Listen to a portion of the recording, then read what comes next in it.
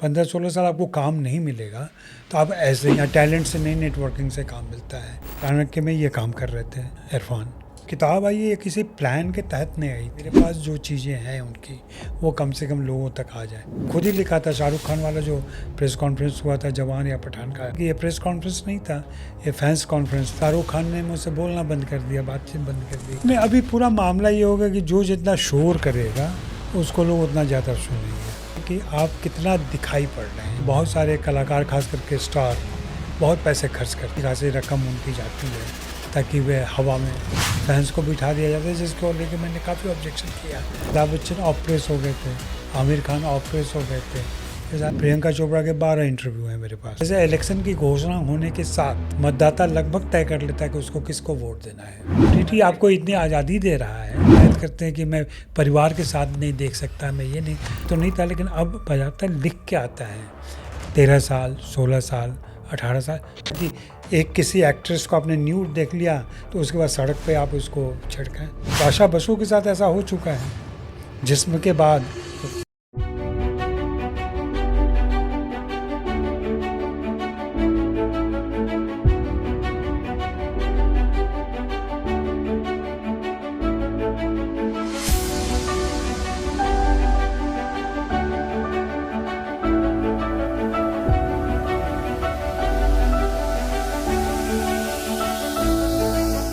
आमतौर पे जब लोग बॉलीवुड मीडिया की बात करते हैं तो बस गॉसिप, मसाला और बहुत अधिक से अधिक फिल्मों के रिव्यू पे बात करते हुए सुनाई देते हैं।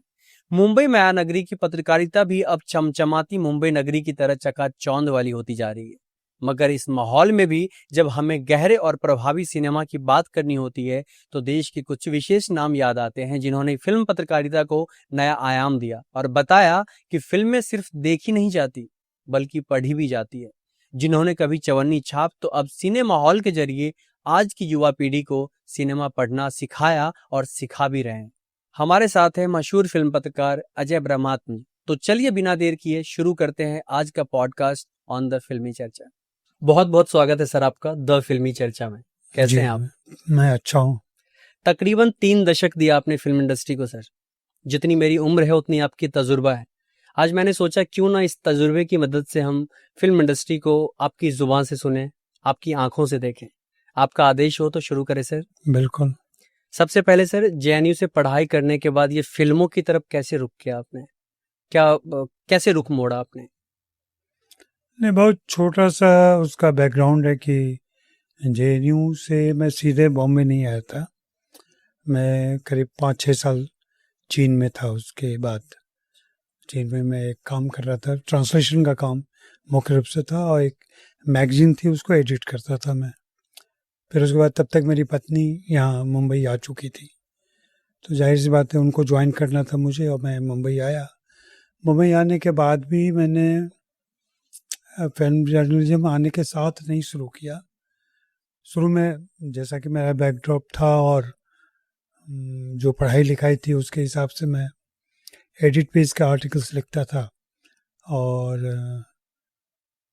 पॉलिटिक्स पे था, जनरल इंटरेस्ट जो होता है पॉलिटिक्स में उस पे था, इंटरनेशनल रिलेशन पे था, इन सारी चीज़ों पे लिखता था मैं। लेकिन संयोग कुछ ऐसा हुआ कि उस समय 92, 93, 94 का साल ऐसा था, काफ़ी उथल पुथल मीडिया में भी जी। अभी जिसको गोदी मीडिया कहते हैं, उस समय गोदी मीडिया तो नाम नहीं था, लेकिन वाजपेयी जी के आ जाने के बाद से बहुत कुछ बदल रहा था। तो मैंने महसूस किया कि मैं जो पॉलिटिक्स लिखता हूँ और मैं लेफ्ट लीनिंग का आदमी हूँ शुरू से, तो वो सारे मेरे विचार कट जाते हैं एडिट पेज पे भी। तो फिर लगा कि फिर लिखने का कोई फ़ायदा नहीं है, क्योंकि अगर जो मैं बताना चाह रहा हूँ, जो समराइज़ कर रहा हूँ, वही बात नहीं आ रही है, तो फिर मेरे लेखों का मतलब नहीं रह जाता। तो ऐसे समय में फिर शिफ्ट करने का सोच रहा था। तब तक मैं नौकरी मैंने नहीं की थी और मैं घर से ही काम करता था, फ्रीलांसिंग करता था। और फिर धीरे धीरे सिनेमा का होता गया, और मुख्य रूप से 2 लोग थे जिन्होंने काफ़ी मुझे उत्साहित किया बाहर के, और मीडिया से सुमंत मिश्र थे जो नवभारत टाइम्स में तब काम करते थे। तो उन लोगों के सहयोग से और उन लोगों की प्रेरणा से मैं इस तरफ आया। बाहर वालों में ईशान त्रिवेदी हैं जो मेरे बहनोई भी लगते हैं, और इरफान है जो एक्टर इरफान। इन दोनों के वजह से मैंने कह लें कि ये लोग उत्प्रेरक बने मेरे। उन्होंने कहा कि लिखिए, आप फिल्मों पे लिखिए, फिल्मों में एक स्कोप है और लिखने वाले लोग नहीं हैं यहाँ पे। तो इस तरीके से धीरे धीरे फिर शुरुआत हो गई। बाकी डिटेल में जाएंगे तो बहुत सारी बातें आ जाएंगी। आपने एक इंटरव्यू में कहा था कि आपको पढ़ाई में बिल्कुल मन नहीं लग रही थी। आपके पिताजी ने बोला खेती में मन लगाओ, तो आपने वो भी ट्राई किया।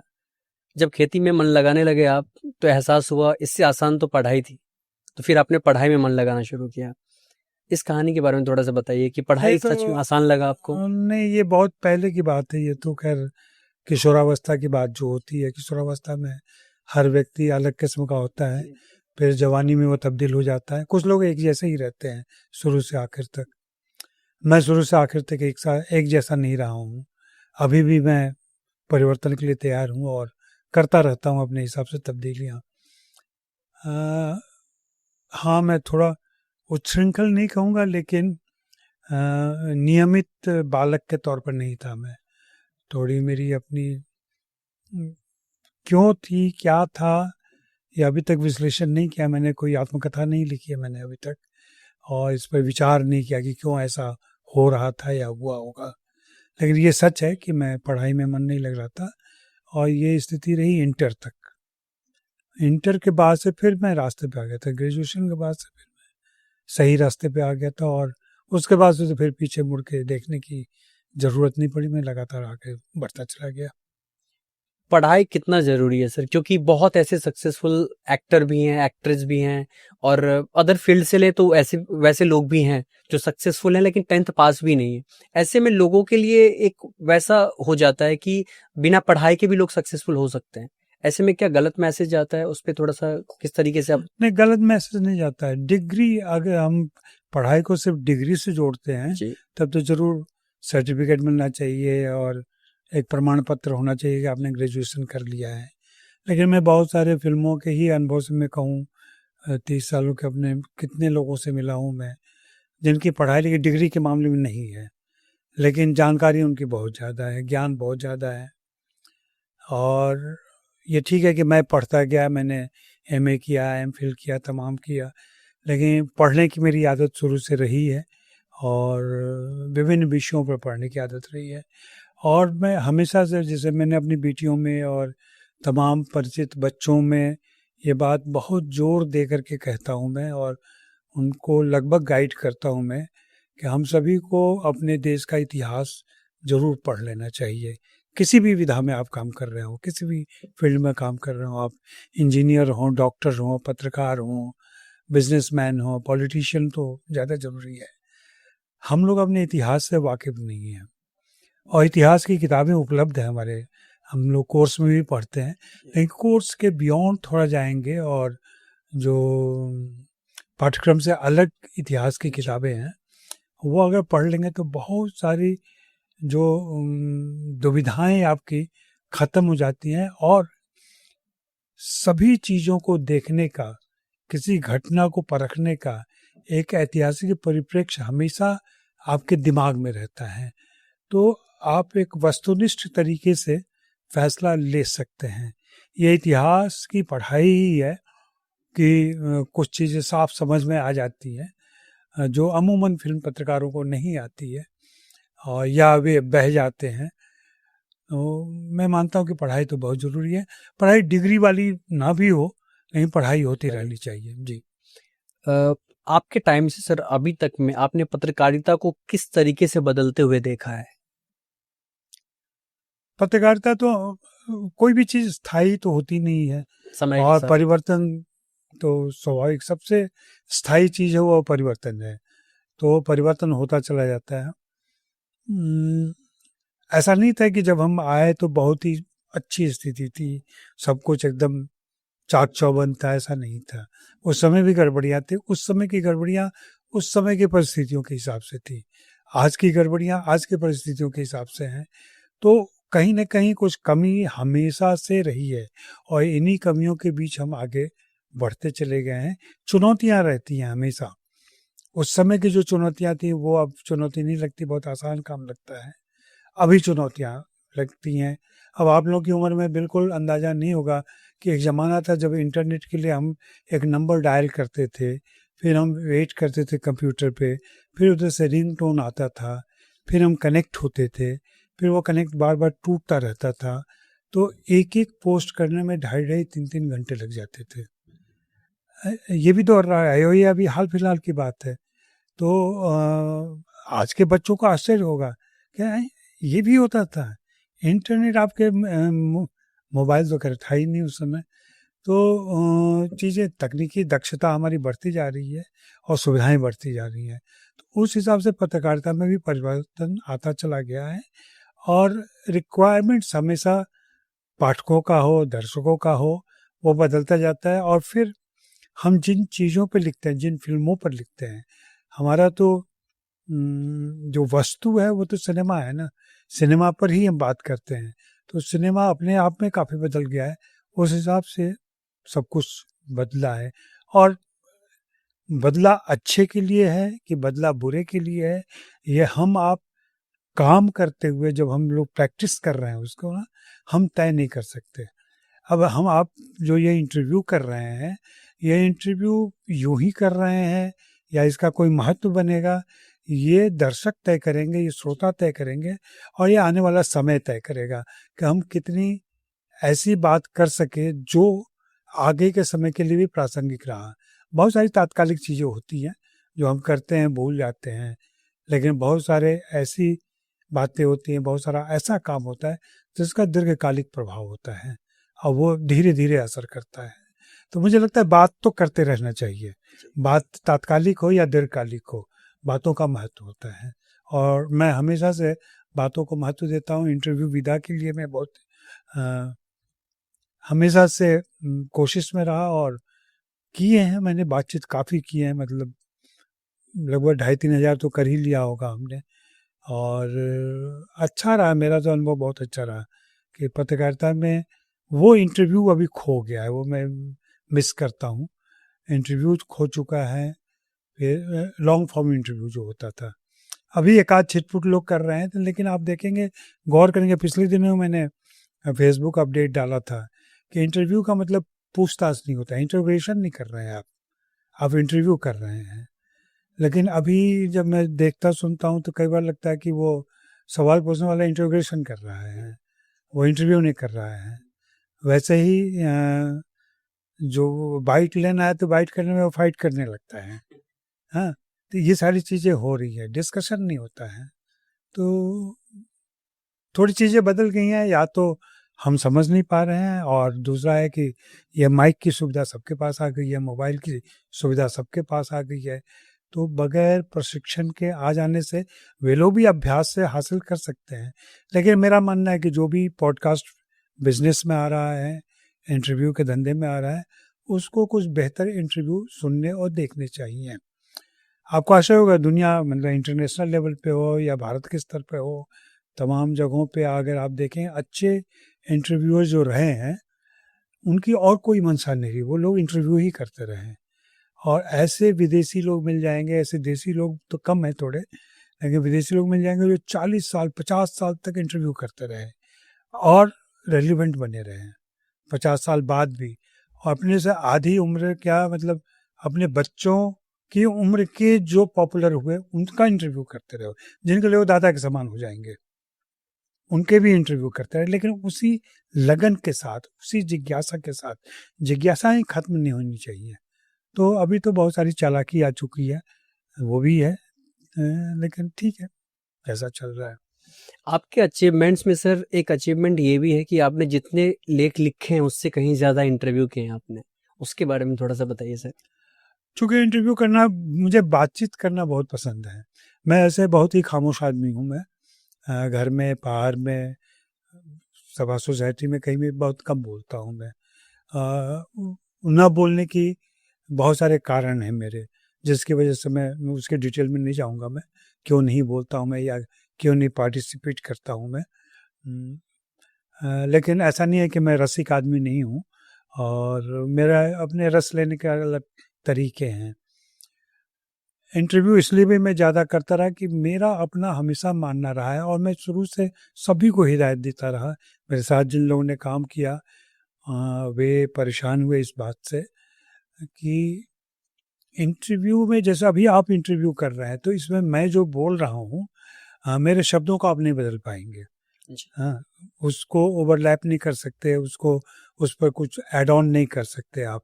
ये ऐसे ही रिकॉर्ड होगा जैसा मैं बोल रहा हूँ।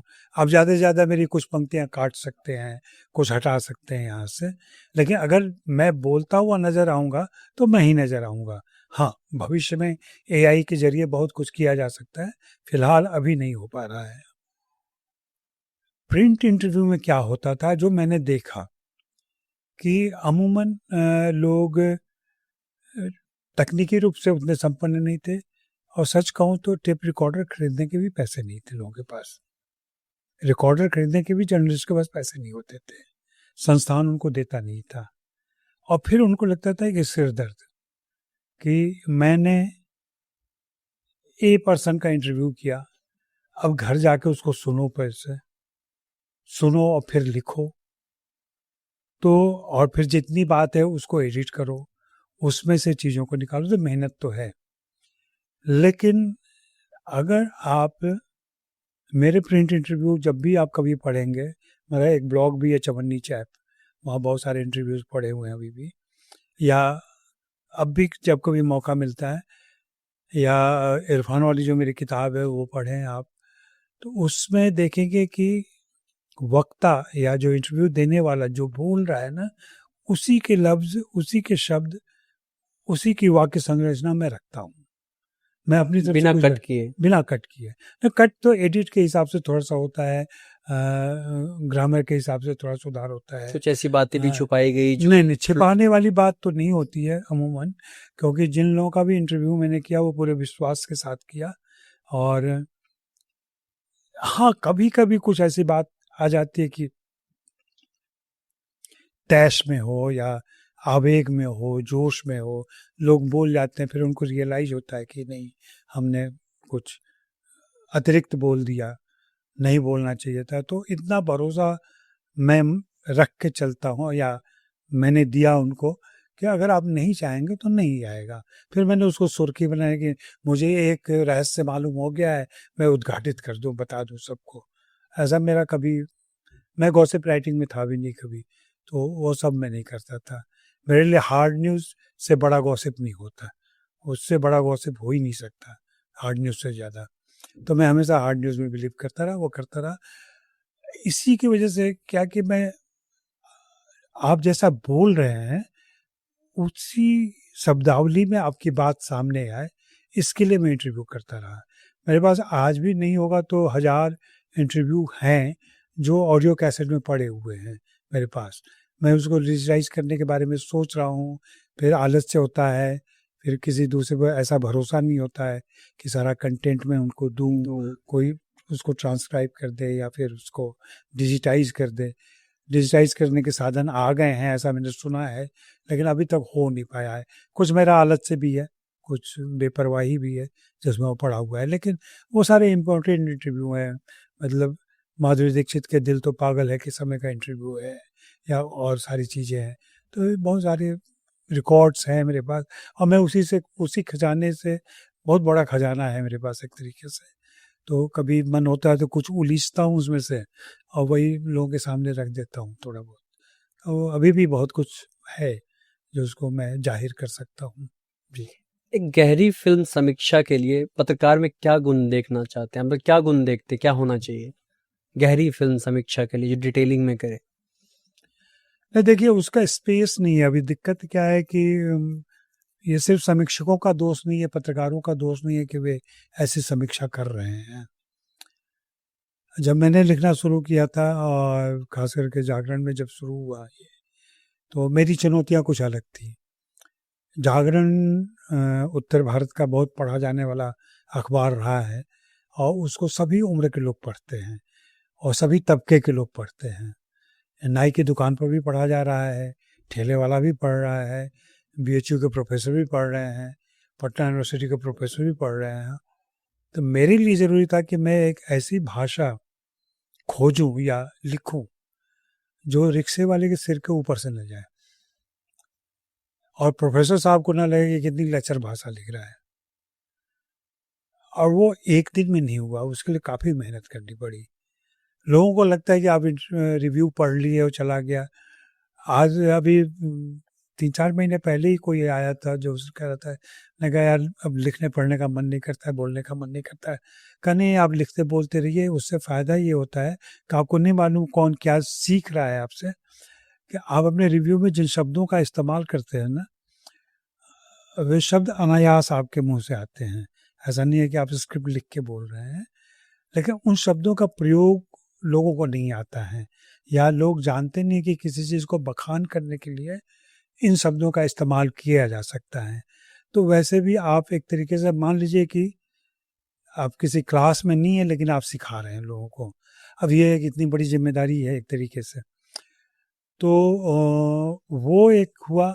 दूसरा, लिखने के लिए जो मैं सबसे पहले मैं हमेशा से कहता हूँ कि समीक्षक भी सबसे पहले एक दर्शक होता है वो, और दर्शक होने के पीछे जो मैं इतिहास वाली बात कह रहा हूँ और अपनी सोसाइटी को वो कितना जानता है, मैं इस पर जोर देता रहा, लिखता रहा। अगर आप कोई अध्ययन करें, चूँकि दिक्कत ये है कि सिनेमा पर लिखे गए आर्टिकल्स का कोई अध्ययन नहीं होता है, बाद में कोई उसको पढ़ता नहीं है। जबकि कविता आप घटिया से भी लिखें तो उस पर शोध होते हैं, कहानी आप साधारण से भी लिखें तो उस पर शोध होते हैं। मैं तो कहता हूँ कि मेरे सारे लिखे पर अगर कोई शोध करे तो उसको बहुत सारी प्रस्थापनाएं मिल जाएंगी, बताने के लिए मिल जाएगा। तो आपकी परवरिश, आपकी पढ़ाई लिखाई, और फिर जिस समाज से आप आते हैं और फिल्म जिस समाज के लिए बनाया जा रहा है, उन सब के बीच संतुलन हो पा रहा है कि नहीं हो पा रहा है, यह देखना बहुत ज़रूरी है। बात बहुत गंभीर ना हो तो मैं कहूँगा कि हम लोग उत्तर भारत के हैं, हमारी एक अलग जाति है। जाति एक बहुत ही सोशियोलॉजिकल टर्म होता है। जाति सिर्फ कास्ट वाला नहीं, जाति यहाँ नेशन के अर्थ में होता है। तो हम हिंदी जाति के लोग हैं। वैसे ही एक तमिल जाति होती है, तेलुगु जाति होती है, इसमें तमाम कास्ट के लोग आ जाएंगे। हाँ, तो वो एक जाति, एक नेशन है हम। हाँ, भारत जो है तमाम ऐसे नेशन का बना हुआ एक नेशन है। तो रिव्यू करते समय मैंने अपनी समीक्षाओं में इस बात का ध्यान रखा कि अगर हम हिंदी फिल्म की समीक्षा कर रहे हैं तो हिंदी जाति जो है हमारी, जो पूरा हिंदी प्रदेश के एक सामूहिक सोच है हमारी जो बन गई है, उससे वो कितना मेल खा रहा है, या क्या उसके फायदे के लिए वो हो रहा है, या उसको कहीं से भी वो सर्व कर रहा है या नहीं कर रहा है। इन चीज़ों, ये बहुत बारीक चीज़ें हैं और बहुत ही डिटेलिंग में जाएंगे तब ये सारी चीज़ें दिखे। जो हो सकता है एक पंक्ति में बात आई गई हो, चली गई हो, किसी ने गौर किया हो, किसी ने नहीं किया हो, लेकिन मैं हमेशा से ये कोशिश करता रहा हूँ। इसलिए मेरे रिव्यूज़ थोड़े से पॉपुलर नहीं होते हैं। और मैं भी यूट्यूब चैनल चलाता हूँ, मुझे मालूम है, मेरी अपनी सीमाएँ मालूम है। मैं लिखता ज़्यादा अच्छा हूँ, बोलता उतना अच्छा नहीं हूँ, तो वो भी एक दिक्कत है। और मैं स्क्रिप्ट लिख के कभी नहीं बोला आज तक मैंने, तो वो भी एक समस्या है कि कई बार बोलने के बाद लगता है कि अरे ये सोचा था बोलने के लिए लेकिन रॉ में छूट गया वो, तो वो न लिख के बोलने की दिक्कत है वो सब। लेकिन ये चुनौतियां हैं, चल रहा है। और अब तो मैं जिस पड़ाव पे हूँ, जहाँ हूँ, वहाँ खुद को मैंने बहुत ही स्थिर कर लिया है और बड़े आराम से रहता हूँ, मैं काम करता हूँ। पेड रिव्यू के चलन को किस तरह देखते हैं? क्या ये पहले भी था?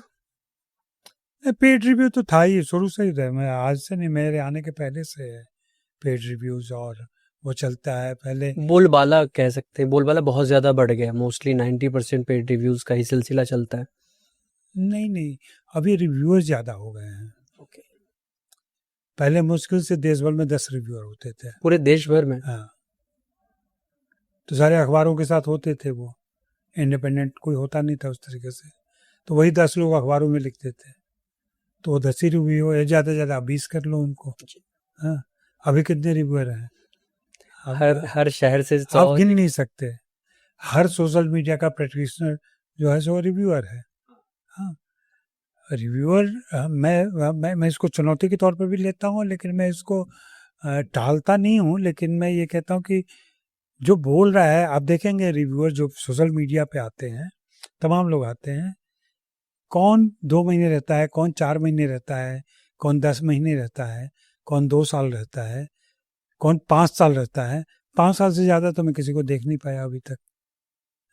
किसी को नहीं देखा मैंने 5 साल से ज़्यादा लंबा समय तक टिक गया हो कोई रिव्यू करता हुआ।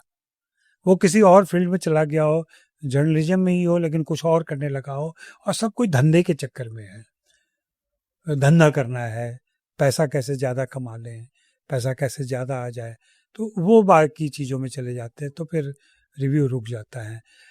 बेहतर रिव्यू के लिए ज़रूरी है कि अब तो सुविधा होगी, अब तो अगर आप सोशल मीडिया ये ओटीटी प्लेटफॉर्म पे एक ही फिल्म को आप 2 बार 3 बार देख सकते हैं।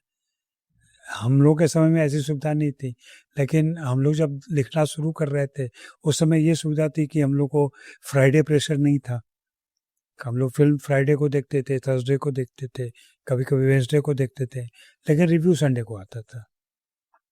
सारे लोगों के रिव्यू संडे को आते थे, तो उस हिसाब से सब कोई आराम करता था। फिल्म देख के आप निकले, दोस्तों से बात कर रहे हैं, शेयर भी कर रहे हैं एक दूसरे से प्रभावित भी हो रहे हैं, फिर बना के लिख रहे हैं। हाँ, ऐसे ही रॉ में आकर कुछ भी एक झोंक में बोल नहीं गए, लिख नहीं गए, तो वहाँ एक गंभीरता नहीं कहूँगा, एक स्थिरता होती थी, जिसकी वजह से किसी का भी रिव्यू उठा के पढ़ लें आप उस ज़माने के, तो उसमें एक शैली मिलेगी, उसमें एक अलग तरीके का विवरण मिलेगा, वो सारी चीज़ें थी। अभी वो जल्दबाजी का जो चक्कर है ना कि फ़िल्म देखते हुए रिव्यू कर देना, ये छटपटाहट क्यों है? और ये छटपटाहट सिर्फ फ़िल्म रिव्यू को लेके नहीं है। आपका दोस्त एक बीमार पड़ा और कहीं से भी हल्का भी संदेह हुआ कि वो चला गया, तुरंत आप शोक जाहिर कर देते हो। आप उसके घर वाले का इंतजार भी नहीं कर रहे हैं कि घर से कोई सूचना मिले, उसके परिवार से कोई सूचना मिले। ये सिर्फ सेलिब्रिटीज की बात नहीं है। मेरी अभी एक कजिन है, उसका देहांत हुआ हाल में 15 दिन पहले, और मैंने देखा कि मेरे मित्र जो उसे भी जानते थे, मुझसे पहले उसके मृत्यु की सूचना दे रहे थे। मैंने सबसे पहले सूचना आपको दी, मैंने सबसे पहले आपको बताया, और ये बोलते हुए भी नजर आ जाएंगे लोग, हमने सबसे पहले आपको बताया था। अरे सबसे पहले बताया था, लेकिन क्या बताया था आपने? तो मैं तो चाहता हूँ कि कोई ऐसा रिव्यूअर आए, कहा कि देखिए मैं सबसे बाद में आपको बता रहा हूँ। हाँ, उस पर लोग ज्यादा गौर करेंगे कि ये संभल कर सबसे बाद में बता रहा है, इसने सब कुछ देख पढ़ लिया है। अब सर, ये रिव्यू का जो मेथड है, अभी आपने पेड रिव्यू के बारे में बात किया कि चलन पहले भी था, क्या उस वक्त जब आप दैनिक जागरण में भी आपने काम किया है, भास्कर के साथ भी काम किया आपने, क्या स्वतंत्रता मिलती थी या आप लिमिटेशन में होता था कि इसके दायरे के बाहर नहीं जाना है, या आपको फ्रीडम भी मिलता था कि आप अपने मन से कुछ कर सकते हैं उसमें? रिव्यू लिखने में, जी, रिव्यू लिखने में। नहीं, रिव्यू में मेरे ऊपर तो कभी कोई पाबंदी नहीं रही। मुझ पर अपने मालिकों का, जो संपादक हैं उनका, कभी कोई दबाव नहीं रहा मेरे ऊपर। किसी भी न्यूज़ को लेके भी? किसी भी न्यूज़ को लेकर के नहीं, कभी नहीं रहा। वो डिपेंड करता है कि आपकी अपनी पर्सनैलिटी क्या है, और वो आप कैसे अपने मालिकों से और फिल्म इंडस्ट्री के लोगों से बिहेव करते हैं। मैंने मीडिया और फिल्म इंडस्ट्री को जोड़ने की कोशिश की सबसे पहले, और मीडिया टाई अप का काम हमने शुरू करवाया, जो अच्छी तरह याद है मुझे, तो ये 1980 2000 में ये कौन है प्यार है सबसे पहली बड़ी मेजर फिल्म थी, जिसको लेके मैं कानपुर गया था, और ऋतिक और राकेश जी, हमेशा सब गए थे वहाँ पे। उस समय भी, उसके बाद भी मेरा हमेशा से इन लोगों से भी कहना रहा, मालिकों से भी कहना रहा कि हम लोग टाई अप करेंगे, हमें उन्हें जो देना है वे हमें जो देंगे, वो मालिकों के बीच है अपना, और वो अच्छी खासी रकम होती थी। छोटी मोटी रकम नहीं होती थी, लेकिन उसमें तय होता था कि हम कितने राइटअप्स आपको देंगे, राइटअप्स का कंटेंट क्या होगा वो हम डिसाइड करेंगे। प्रोडक्शन टीम मतलब प्रोड्यूसर डिसाइड करेंगे या आप? हम ओके, मतलब आप डिसाइड जर्नलिस्ट करेंगे। ओके, जो उसमें उनका काम करें, हस्तक्षेप कुछ भी हो नहीं सकता वो फीड करेंगे हमें, जैसे हम कि जानना ये चाह हटा रहे दीजिए या ऐड हैं, कर दीजिए हटा नहीं दीजिए, वैसा। वो फीड इस तरीके से करेंगे कि अगर हमें आपका, मान लीजिए राकेश रोशन की ही फिल्म आ रही जी। है, तो राकेश जी मेरे लिए अवेलेबल रहेंगे इंटरव्यू देने के लिए। फिर मैं या मेरा रिपोर्टर तय करेगा कि उसको क्या इंटरव्यू करना है। हाँ, ये कोशिश होगी कि इंटरव्यू पॉजिटिव वे में जाए। लेकिन और उसमें ये मैंने साफ रखा होता है कि आप कहिए ना कि मैं दुनिया का सबसे महान निर्देशक हूँ, या कोई अभिनेता कह रहा है कि मैं दुनिया का सबसे महान अभिनेता हूँ, तो मैं कोट करके डाल दूंगा कि फलां व्यक्ति ने कहा कि वो दुनिया का सबसे महान अभिनेता है। ओके, जैसा तरीका कि वे चेंज कर कहते हैं। देंगे हाँ, प्रेजेंट करने हाँ, का। मैं नहीं कह रहा हूँ, मैं नहीं कह रहा हूँ कि किसी भी कला, मतलब रोहित बहुत महान अभिनेता है, ये मैं नहीं कह रहा हूँ। रोहित अपने ही शब्दों में कह रहे हैं, या रोहित का कोई दोस्त कह रहा है कि रोहित महान अभिनेता है। मतलब उनकी बात भी रख ली हमने हाँ, और अपने ऊपर भी नहीं लिया कि हम कह रहे हैं। फिर उसके बाद हमने ये रखा था कि आप सब कुछ ये सारा हम आपके फेवर में करते रहेंगे। हाँ, जिसके लिए आपस में आपका जो भी तय हुआ है पब्लिकेशन हाउस और आपके बीच में, वो निश्चित है, वो भी हमें मालूम रहता था क्या हुआ है। लेकिन रिव्यू जो मुझे लिखना है वही मैं लिखूंगा, मुझे फिल्म जैसी लगेगी वैसा ही मैं लिखूंगा, और मैं हार्श कभी नहीं हुआ, कभी बिलो द बेल्ट भी कभी नहीं लिखा मैंने कभी किसी की आलोचना भी की, फिल्म की मैं निंदा भी की, तो भी मुझे याद है कई सारे कलाकारों ने, निर्देशकों ने बुला के कहा कि अजय, जो आपने ये किया ना, ये तरीका होता है, ऐसे आप मेरी आलोचना करेंगे तो कहाँ बुरा लगेगा। देखिए, मैं उसके बाद बुला के आपके साथ चाय पी रहा हूँ, आपने मेरी खिंचाई भी की है, लेकिन ऐसी खिंचाई नहीं है कि मुझे नंगा कर दिया है आपने। तो एक बदतमीजी नहीं होनी चाहिए लेखन में। कमी बताना हाँ, ताकि वो कमी। अगली बार वो उन चीजों पे फोकस और करें। इसका फायदा मुझे ये हुआ, फायदा कहने या मतलब लोगों का विश्वास इतना हासिल हुआ, मेरे रिव्यूज, मेरे आर्टिकल्स, कि कई सारे कलाकार, महिला पुरुष, हर तरीके के कलाकारों के साथ मैं घंटों बैठा हूँ, उनके साथ उनको सुनना, उनकी तकलीफ़ों को सुनना, उनकी मुश्किलों को सुनना, ये होता रहा है, जो कहीं लिखा नहीं गया। मैंने कहीं बताया नहीं कि वे क्या बातें कर रहे थे, वे क्या जानना चाह रहे थे, या उनकी क्या मुश्किलें थीं, और इससे भी विश्वास हासिल हुआ। नतीजा ये है कि मैं रिटायर हो चुका हूँ, 8 साल से मैं किसी से नहीं मिलता हूँ मैं, और कहीं इवेंट पर नहीं जाता हूँ मैं, सिर्फ फिल्म देखने जाता हूँ मैं ज़्यादा, या कभी कोई ऐसा बहुत करीबी इंटरव्यू आ गया या इवेंट आ गया, तो कोई और प्रेशर काम कर रहा है वहाँ पे व्यक्तिगत, तो चला जाता हूँ मैं। लेकिन मैं देखता हूँ कि जैसा अभी आई वांट टू टॉक देखने के बाद मुझे फिल्म अच्छी लगी, मैंने अभिषेक को मैसेज डाला, तुरंत जवाब आया कि मतलब आपने देख ली, अच्छा लगा मुझे, मिलते हैं जल्दी, फिर मुलाकात हुई। तो या अभी जो रोशंस पार्टी थी, मुझे ताज्जुब हुआ कि राकेश रोशन जी को कितनी पुरानी दोस्ती, लगभग 10-12 साल के बाद उनका कॉल आया, अजय आप कहाँ हैं, बम्बई में हैं, आप संडे को आइए, हम लोग पार्टी कर रहे हैं। पार्टी में गया तो वहाँ मीडिया थी नहीं, मतलब मीडिया के मुश्किल से 4 लोग थे, वो चारों हमारी ही उम्र के लोग थे, आज का कोई भी मीडिया नहीं था वहाँ पे। तो यही हमारी कमाई है, हमने पैसे नहीं कमाए, और न कभी कमाना चाहा हमने, लेकिन जिसको कह लें इज्जत बहुत कमाई, और हिंदी में उसके सब लिए बड़ा अच्छा शब्द है मेरे पास, प्रेमादर, जिसमें प्रेम भी हो और आदर भी हो, ये दोनों एक साथ हमने कमाया है। तो ये सब लिखने पढ़ने की वजह से होता है, और आप कितने ऑनेस्ट होके काम करते हैं उससे होता है। बाकी हाँ, कमाने के आज तौर तरीके बदल गए थे, जो दुनिया है जैसी चल रही है उसमें आप बहती गंगा में सब हाथ धो रहे हैं, सब कुंभ नहा रहे हैं। हाँ।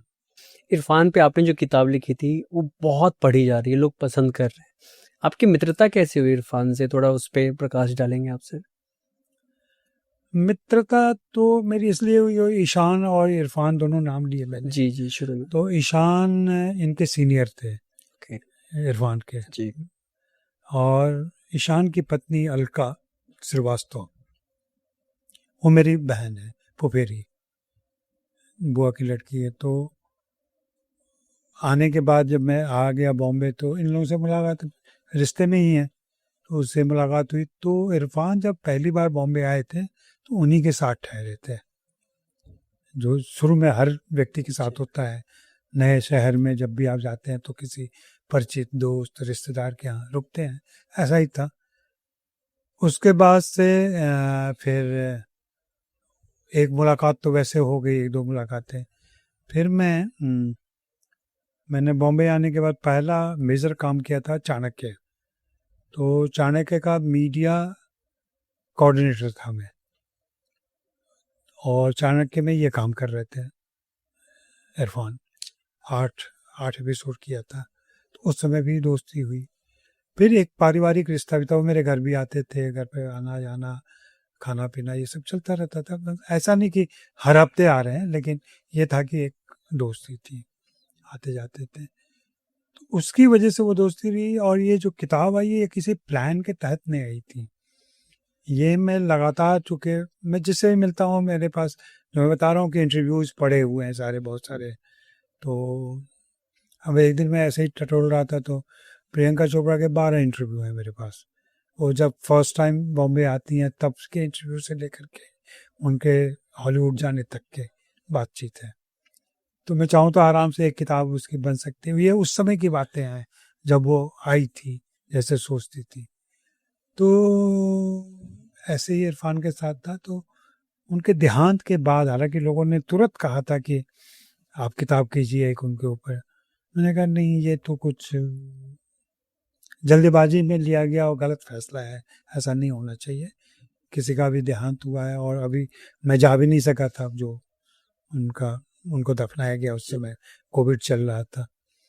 फिर बाद में 1-1.5 साल के बाद मुझे लगा कि मेरे पास जो चीज़ें हैं उनकी, वो कम से कम लोगों तक आ जाए। तो ये करते हुए मैंने वो किताब कर दी। किताब में सर एक शीर्षक ऐसा था कि मतलब यहाँ टैलेंट से काम नहीं मिलता, नेटवर्किंग से मिलता है। क्या ये इरफान के शब्द थे? बिल्कुल। थोड़ा उसके बारे में थोड़ा सा। नहीं, वो तो देखिए जग जाहिर है ये बात, बॉम्बे के में तो सब कोई जानता है, इंडस्ट्री में भी सब कोई जानता है। नेटवर्किंग उन्होंने शब्द इस्तेमाल किया था। यहाँ टैलेंट से नहीं, नेटवर्किंग से काम मिलता है। ये पहला ही इंटरव्यू था, और ये इंटरव्यू 2003 या 4 में किया गया था, जब वो पहला मेजर लंबा इंटरव्यू है वो। आप उस इंटरव्यू को पढ़ेंगे तो बहुत सारी बातें भी मिलेंगी उसमें। जी। तो इरफान को जो दिक्कत हुई थी यहाँ आने के बाद, वो नेटवर्क ना होने की वजह से ही हुई थी। जो इरफान तो 91-92 में ही आ गए थे बॉम्बे, उसके पहले ही आ गए थे। और जो उनकी पहचान बनती है, जो वो हासिल के बाद जाके बनती है, या वैरियर आ जाती है उसके बाद बनती है। तो ये 15-16 साल का समय किसी भी कलाकार के लिए, तो कलाकार तो टूट जाते हैं इतने में, वापस चले जाते हैं, कुछ और करने लगते हैं। इरफान में ये खूबी थी कि उन्होंने अपने को संजो कर रखा और खुद को हमेशा तैयार रखा। जैसे रेस के घोड़े होते हैं ना, हमेशा तैयार रखे जाते हैं, रेस की डेट कब आ जाएगी, और ऐसा नहीं होगा कि रेस के 5 दिन पहले उनको तैयार कर लिया जाए। तो अभिनय हो या किसी भी फील्ड में आप काम कर रहे हो, तो वहाँ आपकी हमेशा तैयारी रहनी चाहिए। आप देखिए कि इरफान के बैच के लोग हों, इरफान के जूनियर सीनियर हों, सब ने अपने फिजिक को क्या कर लिया। 15-16 साल आपको काम नहीं मिलेगा, तो आप ऐसे ही फैल जाते हैं और शारीरिक दिक्कतें पैदा हुई। नहीं, उन्होंने कैसे संभाल के रखा खुद को, फिजिकली संभाल के रखा, मेंटली संभाल के रखा, अपने टैलेंट को संभाल के रखा, उसको खर्च नहीं होने दिया। और फिर जब मौका मिला तो हम देखते हैं कि इरफान कहाँ से कहाँ पहुँच गया। तो मेरी बातचीत उनसे लगातार होती रहती थी, और इस इंटरव्यू के पहले भी काफ़ी बातचीत होती थी, जिसमें उनकी चिंताएं, उनकी परेशानियां, वो सब मैं सुना करता था, कैसे करना चाहिए, क्या नहीं करना चाहिए। तब से लेके अभी तक, अभी भी नए अभिनेताओं, मतलब लास्ट का नाम नहीं लूँगा मैं, लेकिन इन लोगों के जीवन में जो चलता रहा है, या कैसे हम खुद को प्रमोट करें, कैसी फिल्में करें, ये सारी बातें होती रहती हैं, होती जाती हैं।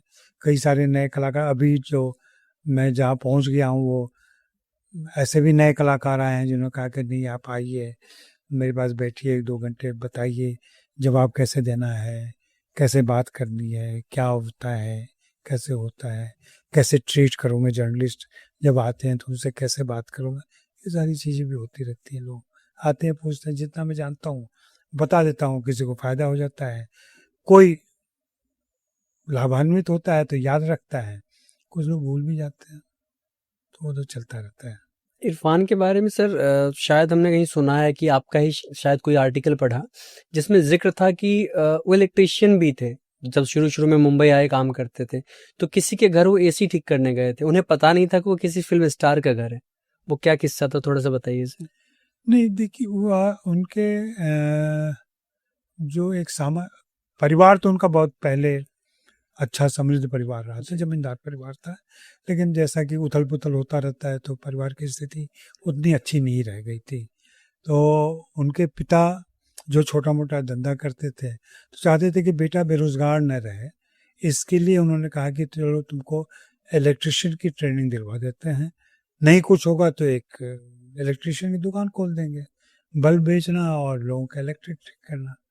तो उसी ट्रेनिंग के तहत कह लें कि फील्ड ट्रेनिंग के लिए उनको बॉम्बे भेजा गया था, या उनका ग्रुप आया होगा बॉम्बे में, और उस दरमियान उनको कहीं एसी ठीक करने गए, और उनको पता नहीं था, मतलब सामान्य एक 18-20 साल का लड़का, उसको क्या इतनी जानकारी, या तब तक ऐसा ध्यान भी नहीं था। तो बाद में पता चला उन्हें कि ये राजेश खन्ना का घर है, कि वो घर राजेश खन्ना का। राजेश खन्ना का घर था। और स्टेज पर राजेश खन्ना की और मिथुन चक्रवर्ती की एक्टिंग किया करते थे, वो गाने वाने गाया करते थे। जो गांव घर में जो स्टेज बनता है, और दशहरा, दिवाली और इस तरीके के फेस्टिवल्स में जो प्रोग्राम होते हैं, तो अब आएंगे फलाने साहबजादे इरफान खान आके ये गाना पेश करेंगे, तो गया उसी अंदाज में वो मेरे सपनों की रानी या कुछ और गा दिया अपना। ये चलता था। वो जो होता है इन्फेचुएशन एक सिनेमा का, वो रहा होगा। फिर ये टायर की, वो टायर ठीक करने का काम जो होता है, पंक्चर बनाना, वो सब टायर की रिटेयरिंग होती है, ये सब भी काम सीखा हुआ था उन्होंने, कि उसका भी धंधा था उनका।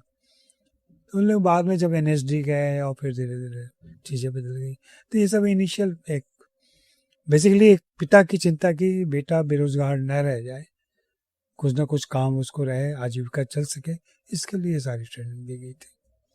सर आजकल प्रेस कॉन्फ्रेंस में आप बहुत कम जाते हैं, ना के बराबर जाते हैं, और ये कल्चर कुछ टाइमों से चल रहा है कि मीडिया से ज़्यादा तवज्जो इन्फ्लुएंसर को दिया जाता है, ऑडियंस में पेड ऑडियंस बिठाए जाते हैं। यहाँ तक कि मैं नहीं बोल रहा, यहाँ तक कि डायरेक्टर कबीर खान ने भी ललन टॉप के इंटरव्यू में कहा था उन्होंने कि ऑडियंस जो बिठाए जाते हैं प्रेस कॉन्फ्रेंस में आवाज़ लगाने के लिए, चिल्लाने के लिए, पेड होते हैं वो।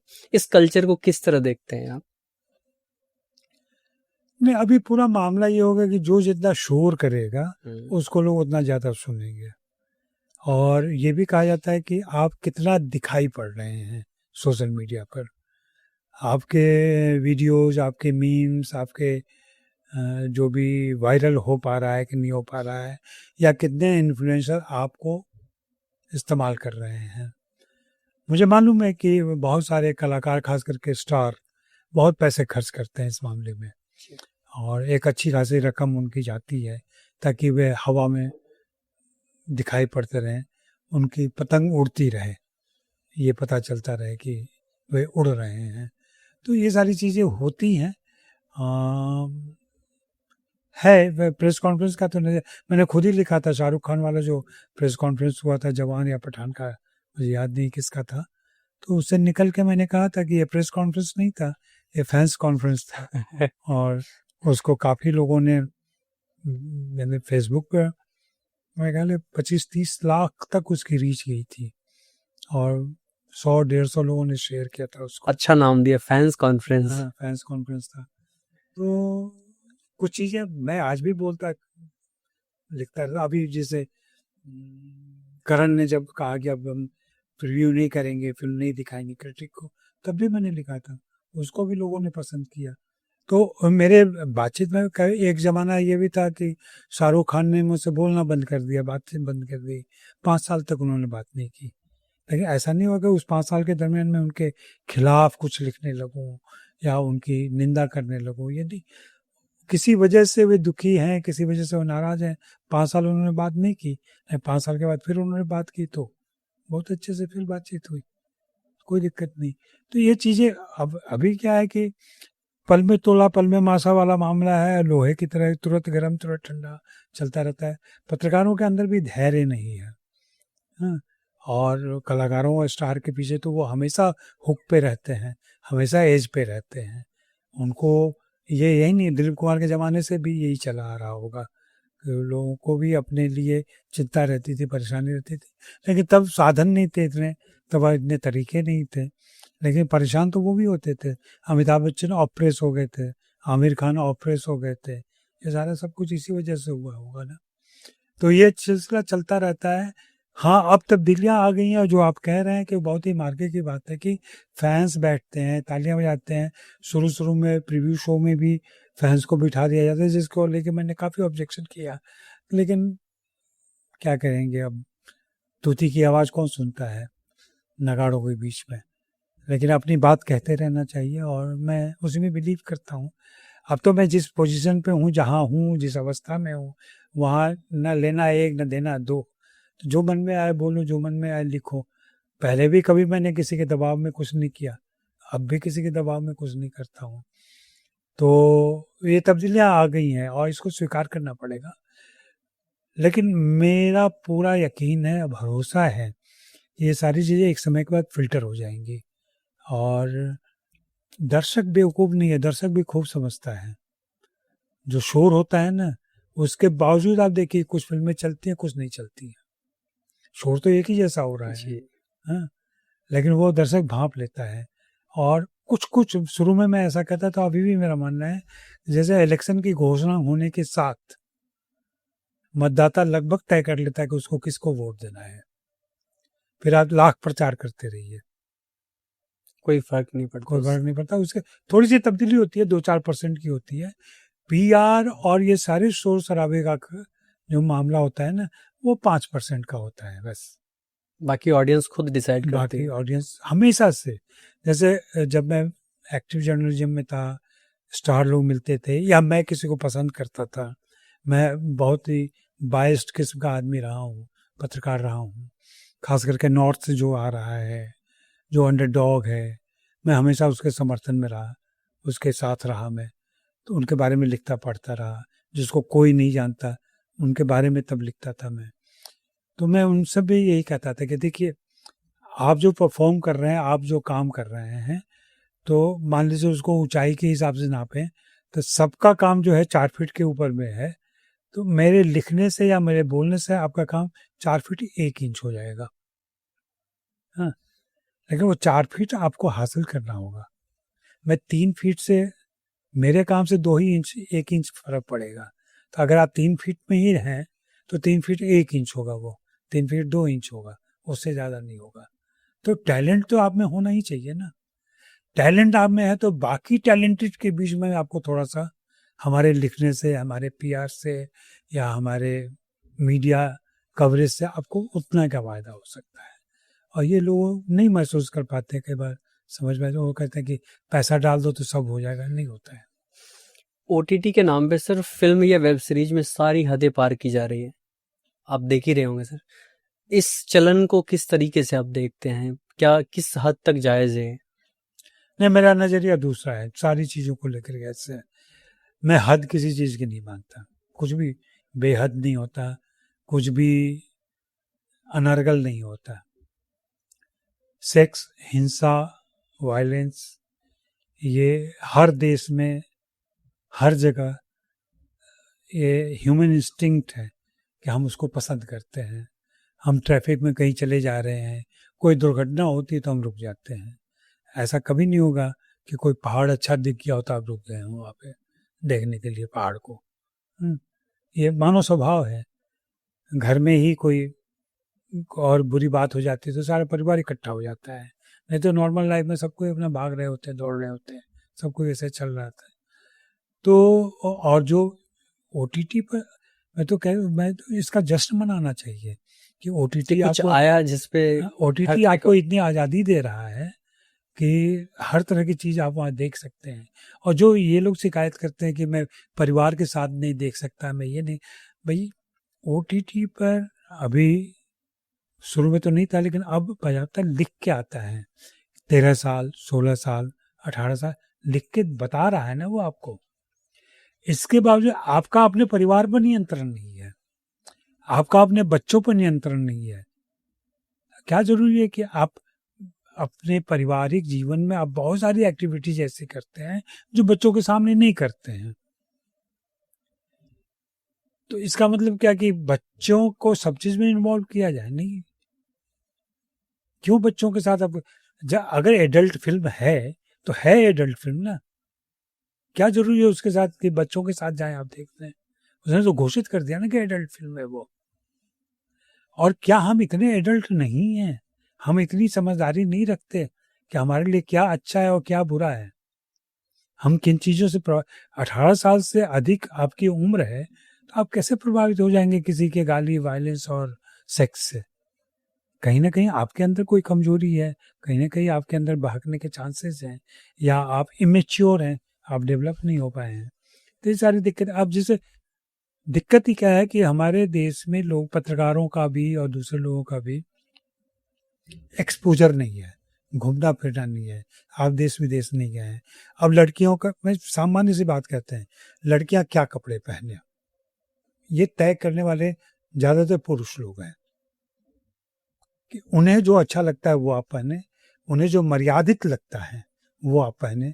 मर्यादा क्या है? मेरा तो मानना है कि आप लड़कियां जितने कम कपड़े पहनेंगी ना, सोसाइटी में सेक्स वायलेंस उतना कम हो जाएगा। एक बार आदत लग जाए आपको ना, आप यूरोप जाइए, आप यूएसए जाइए, कहीं भी जाइए, औरतें घूम रही हैं, लड़कियां घूम रही हैं, उनकी छातियां आपको दिख रही हैं, आप उत्तेजित नहीं होते हैं ना। आप यहाँ मेट्रो में किसी लड़की की छाती आपको दिख जाए तो मांगे 4 पुरुष वहां खड़े होकर उसको घूर रहे होंगे।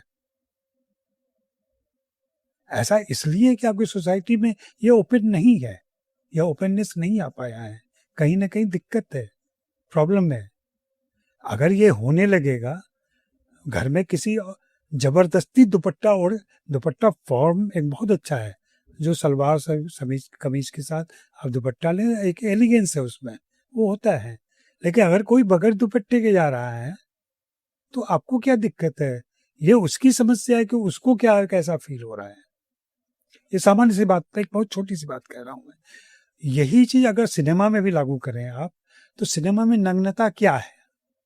आपने विदेशी फिल्में देखी होंगी जहाँ फुल न्यूड बड़े एक्टर, मशहूर एक्टर दिखाई पड़ते हैं आपको।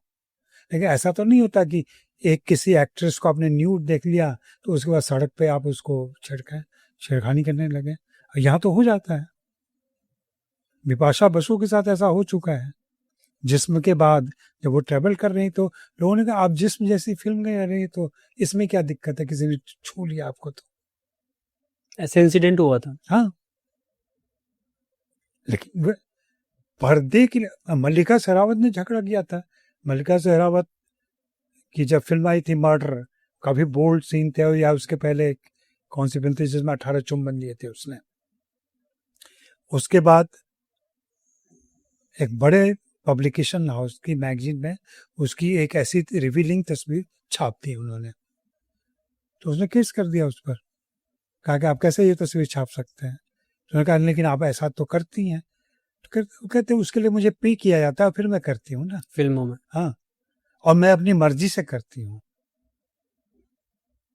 आप बगैर मुझसे परमिशन लिए हुए कैसे मेरी तस्वीर छाप सकते हैं?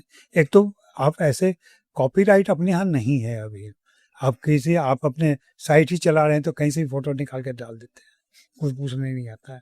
ये बात मुझसे लगभग 23 साल पहले लारा दत्ता ने बताई थी क्या अजय जी, अभी आप लोग जो ये तस्वीरें हम लोग की इधर उधर से लेके छाप देते हैं या फोटो खींचने का भी राइट नहीं है आपको। जब तक जो स्टाफ परमिट ना करे कि आप मेरी तस्वीर लें, तब तक आप तस्वीर नहीं ले सकते उसकी। तो जो प्राइवेट मूवमेंट होते हैं या कहीं जा रहा है, वो आप कैसे तस्वीर ले सकते हैं? लेकिन अब वो चलता है, इंडिया में चल रहा है। अभी तक ऐसे नियम कानून नहीं आए हैं या अनुशासन नहीं आया हुआ है, तो ये सारा सब कुछ चल रहा है। बहुत अभी हम लोग को बहुत सुधरना है, बहुत आगे जाना है और बहुत ओपन होना है इन चीज़ों को लेके। गाली गाली आप कहाँ, दरभंगा के हैं? कहाँ के हैं आप? मधुबनी। मधुबनी के हैं। मधुबनी और दरभंगा में मैंने जो गालियां सुनी हुई हैं सड़कों पे, खास जाति के लोगों में, खास इलाके में, परिवार में लोग गालियां दे के बातें करते हैं, वैसी बातें तो अभी आई ही नहीं है ओटीटी पर। तो वैसी भीषण गालियां हैं वो।